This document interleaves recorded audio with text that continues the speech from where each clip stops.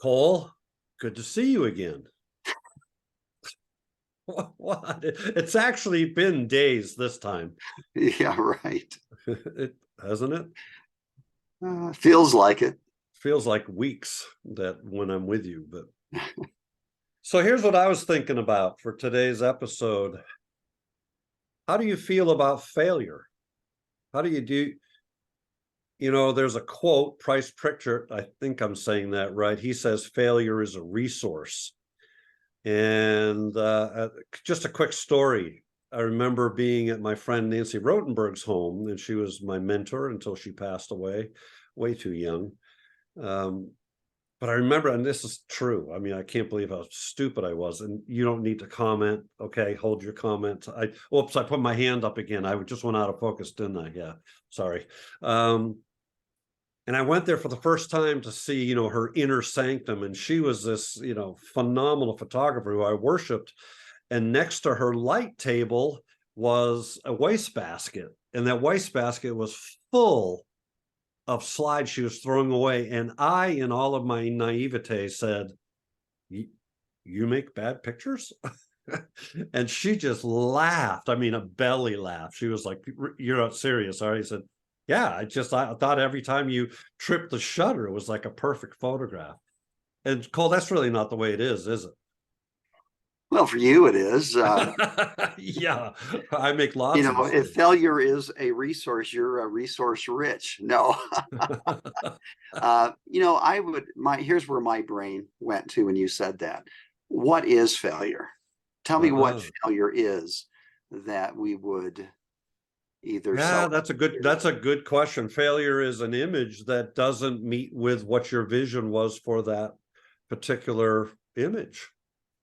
Okay, and then in other words, so I think what Nancy was saying was when she got her images back and she laid them out on the light table, and she's looking at them through a loop. And of course, we do that now differently in Bridge or in Lightroom, but we're essentially doing the same thing. We're kind of scanning through what we did. And this isn't going to answer your question right away, but I think it'll get towards part of it.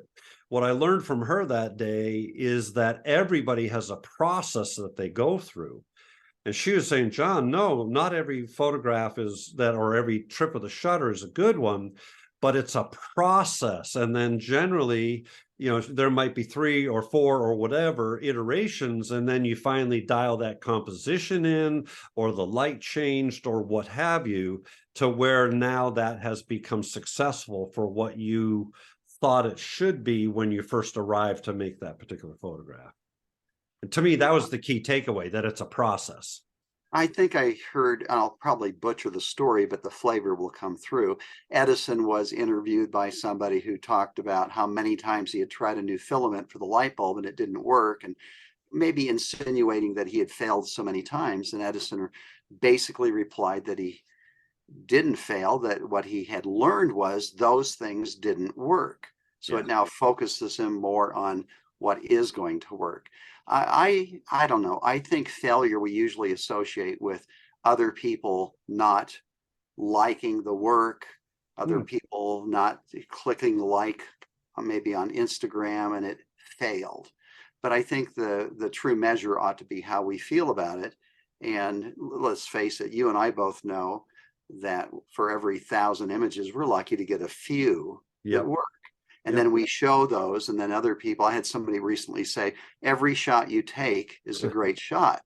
No, I'm just smart enough not to show you all the bad. Yeah.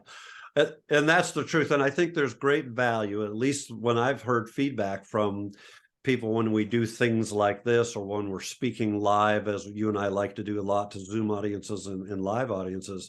It's almost like they're liberated once again. Funny, right? I mean, they have to ask permission, or the one of the big feedbacks we get is, oh, thank you for giving me permission, which we talked in a previous episode. Why do you need my permission to do whatever you want with your photographs? Well, it's kind of like this too, that there's a certain what's the word I'm looking for? Just knowing that Cole and John and Brooks Jensen and name your favorite photographer, they all have a hit ratio. As a matter of fact, Brooks Jensen did a little here's the thought recently, and he went back and did it. He says, I think my keeper ratio is 4% of his entire Lightroom catalog.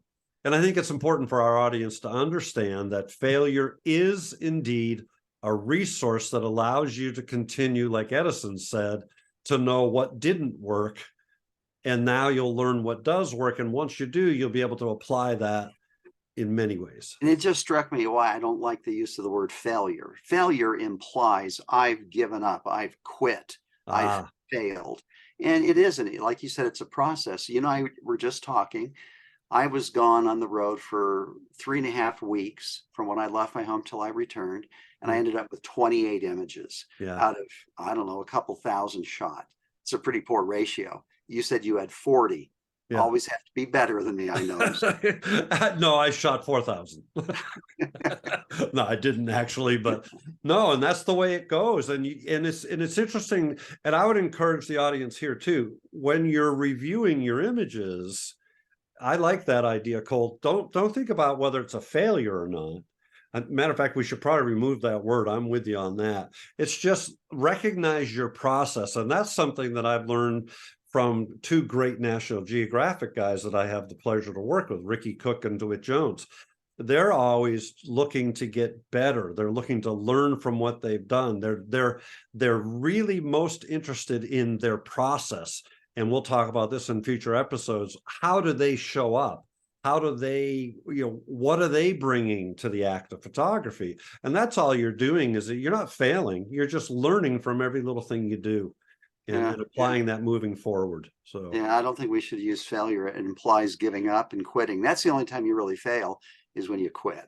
Yeah, that's right. And there's no need to do that. You just find another way to, like, I love your experience of being in Auschwitz-Birkenau again, right? You didn't know how you were going to make that vision happen at that very moment when you were making those images, but you had enough confidence that you'd be able to figure that out, right? Otherwise, that failure word could have been really real. How the heck am I going to, never mind, I'm not going to do it. Now that's a failure when you don't even try. That's a failure. Right. That's right. Yeah. So, all right, everybody, if it doesn't work, you don't show it and nobody knows. That's right. That's right. That's right. All right. Hey, I've noticed, by the way, our trend is going the wrong, maybe it's the right direction for us, I don't know. But we started off with like 200 views. We're down to 87, I think, on the recent one. So that's okay. The real true followers are going to rise up. Maybe we need to tell them about ringing that doggone bell. Once you've hit the subscribe button, hit it a second time, hit all, and it'll say you'll now be notified. Yeah, that's right. So ring the bell as well as subscribe.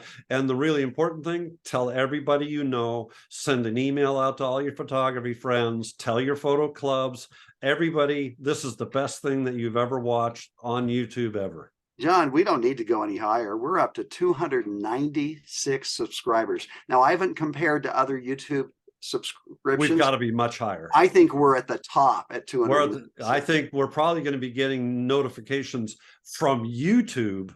Checks are going to be written. That's right. Yeah. I think Elon Musk is going to start liking our posts. That would be interesting. Okay. Yeah. All right. We'll see you in a minute. See you later. Bye. Bye, folks.